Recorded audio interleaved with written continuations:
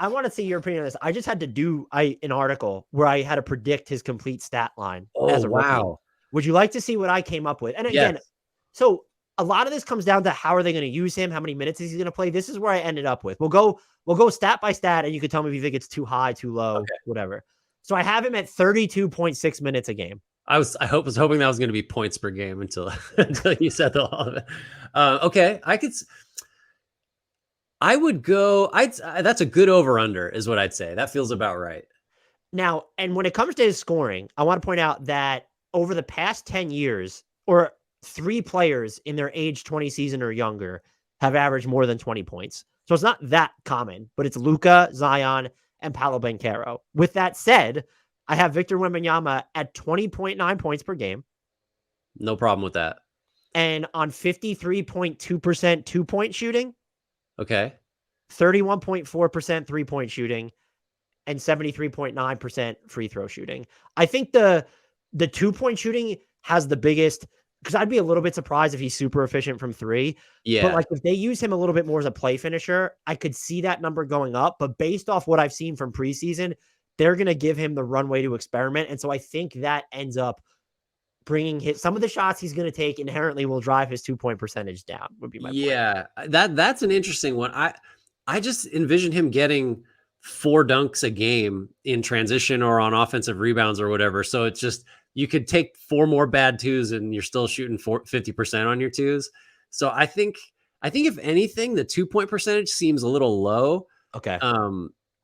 But that feels about right. And I do like that you went low 30s on his 3-pointers, because he's going to take some bad ones. And like, that's just, it's that I don't think is going to quite be there yet. So I like that. Did you do rebounds and blocks and stuff? Oh yeah. I did rebounds, assists, blocks, and steals. So rebounds, this was tough for me. We know he has like a 90-foot standing reach and that you don't need to be super strong to grab rebounds.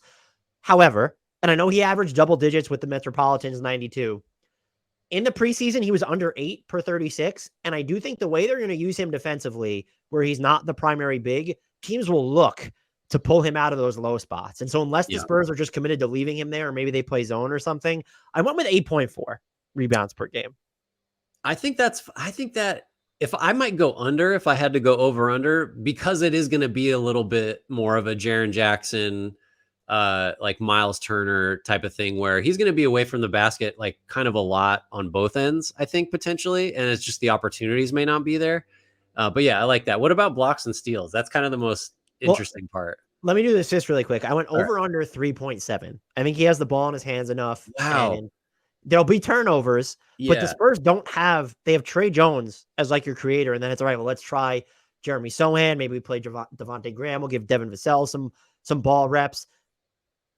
I think I'd go under, only because, and like, I think he also, among the awesome things he does every game we see him, is like, there's always a pass or two that he's on the move and he quickly finds someone. Like, it's a little like tic-tac-toe, like short passes around the basket. So like, I think potentially he could be a really good passer.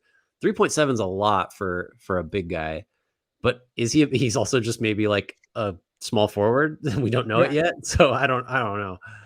Steals was tough because he doesn't get a lot of them. I think because when you're someone who's going to be used in the way of, okay, well, you're protecting the rim or looking for blocks.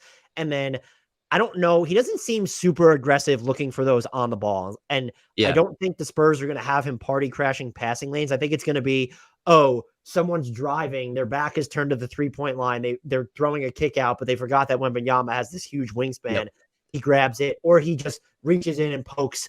So I went with 1.1 steals. Okay, I could see that. I do think you're right. Like, he's going to have steals where it's guys just not being accustomed to having to throw a pass like even further outside or over, or like he's just going to get steals that no one else has ever gotten. So he'll like bank a bunch of those because guys are unready.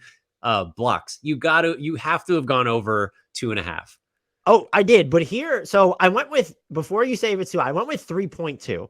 Okay. Now, here's every rookie in league history who has hit 3 or more. You had Sean Bradley hit 3, as did Dikembe Mutombo. Sean Bradley did it, by the way, in only 28.3 minutes per game. Alonzo Mourning and Shaq had 3.5. David Robinson has the NBA record at 3.9. I don't think Wemby's going to get to 3.9. David Robinson averaged like 39 like minutes per game or his rookie Yeah. year, it was 37, whatever it was. And then even Shaq, he played more than I think Wemby will. He was closer to, I think was at 37.9 minutes. Mutombo was at 38.3.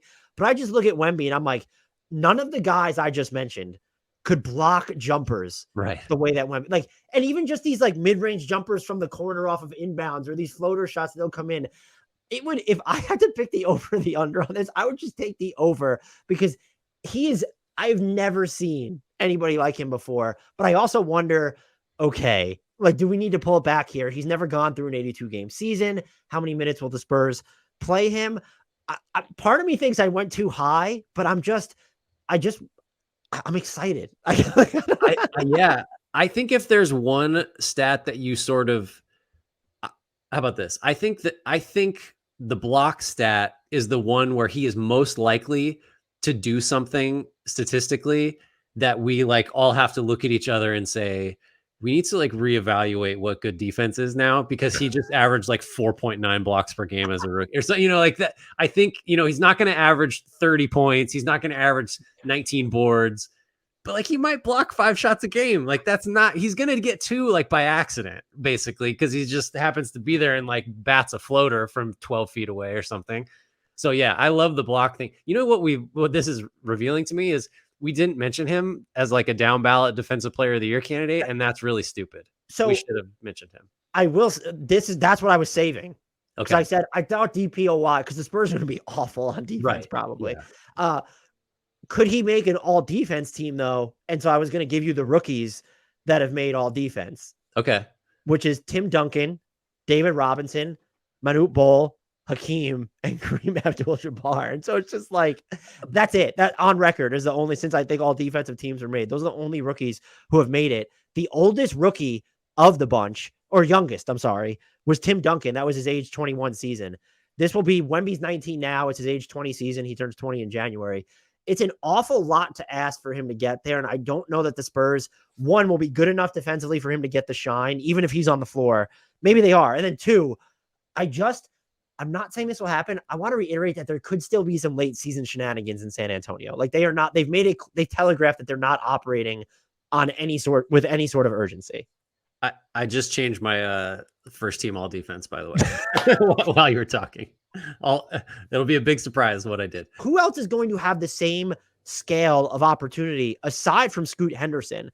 Because Chet Holmgren should be one of the 3 best rookies, but like his offensive responsibility isn't going to be the same. Even his defensive responsibility, yes, he's important to the rebounding, the rim protection. But when you look at who is in front of him, no, that's a great point. It's not even, well, you probably saw this putting the rookie teams together. It's like there's the 3 guys. There's Wemby, Scoot, and Chet that are clearly, and Chet.